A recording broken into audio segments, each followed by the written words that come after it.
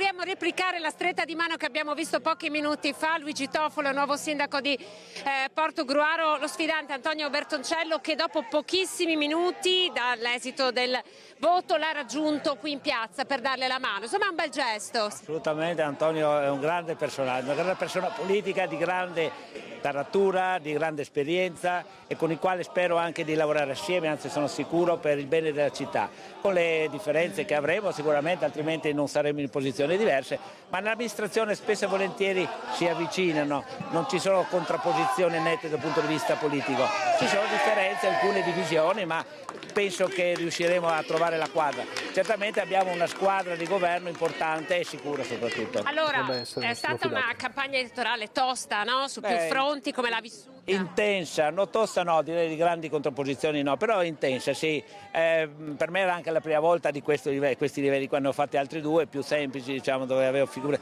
Questo è stato veramente importante e diciamo, mi ha insegnato molto e ha contribuito anche a rafforzarmi, perché no? Che opposizione sarà la sua? Allora, è una posizione costruttiva. Noi abbiamo fatto una bellissima campagna elettorale, abbiamo coinvolto molti giovani, il risultato elettorale è significativo, ho già fatto i complimenti al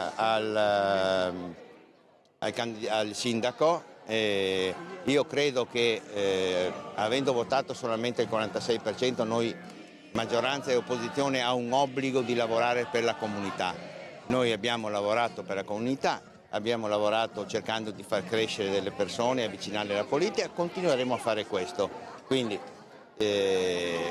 lavoreremo, credo, come ha detto appena adesso il sindaco, in armonia, nelle differenziazioni, ma sempre per il bene della comunità.